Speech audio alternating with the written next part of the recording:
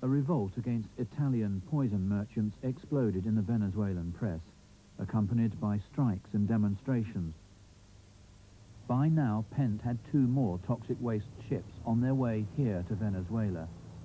One he diverted to Nigeria, the other to Lebanon. The Venezuelan government, threatened by the uproar, paid Pent over $500,000 to remove his waste.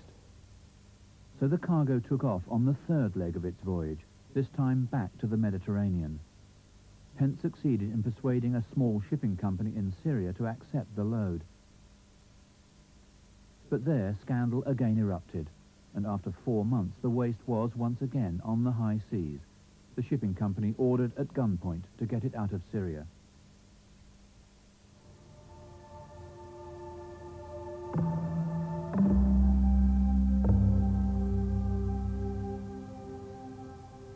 Today, Ambrosini and Pent's load of toxic waste is back in Italy, aboard this Syrian freighter, the Zenubia. For 8 months it's been held captive at the far end of Genoa harbour, isolated from the rest of the port. The cargo has been repacked in special drums.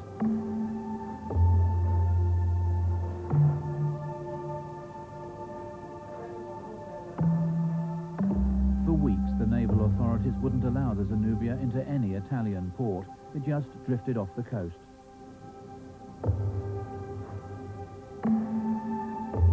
At the request of lawyers acting for the Zenubia, an Italian court ordered chemical analysis of the cargo.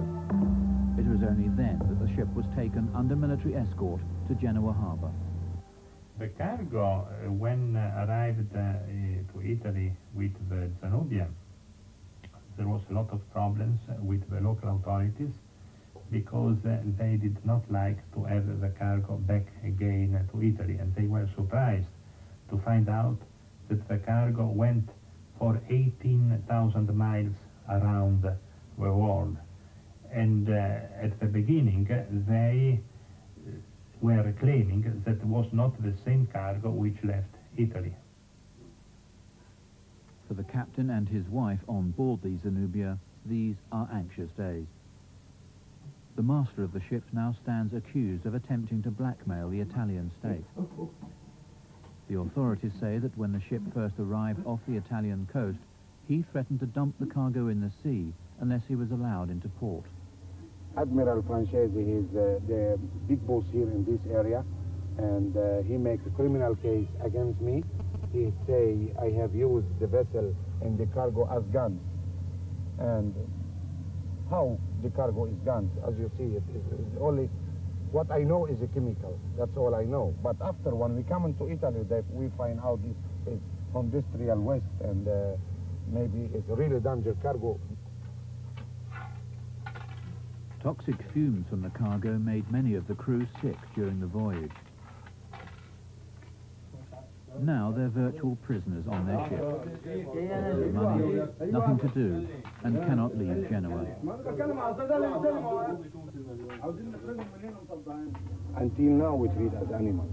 The vessel nearly without water and without diesel oil, and I'm sending since 1 week, 10 days, telex to the harbor master, to Castalia.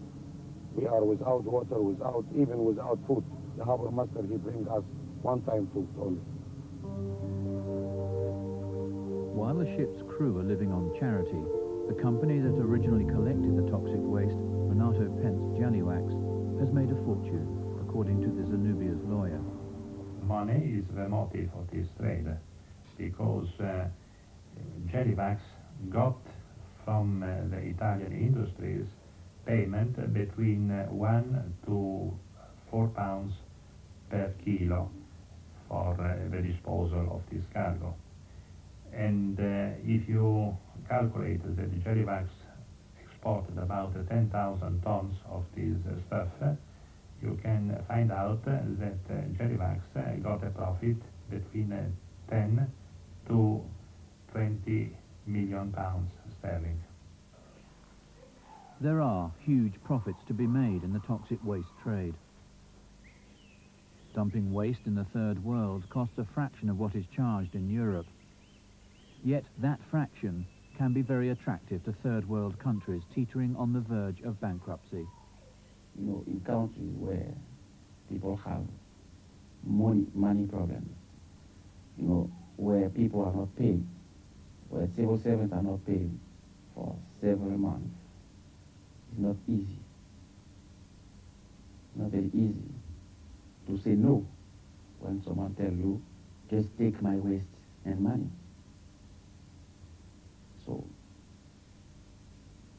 I'm not sure that government which are forbidding those dumping of toxic waste didn't do it. I'm not sure.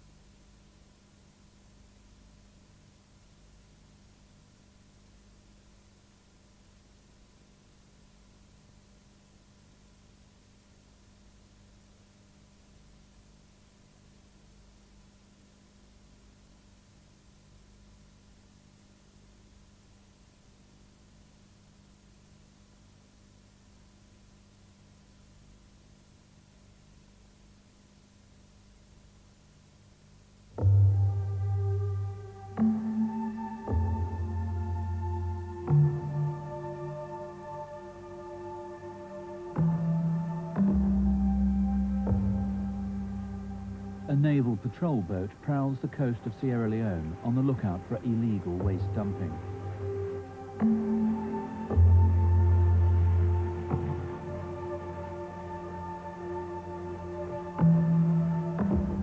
Some time ago, we got definite information that toxic material had been dumped in cocoa in Nigeria, the Casa Islands in the Republic of Guinea, which incidentally is just a next door neighbor. And then there was also talk about dumping of toxic waste in Benin. So as a result of that, we as a government started feeling a little bit uneasy. Okay, now wait for vendors. Since the Cocoa Beach scandal last year, West Africa has been in a state of alert. Rumours abound, and out on patrol, the task force gets the help of local fishermen to keep a watchful eye for ships carrying toxic waste.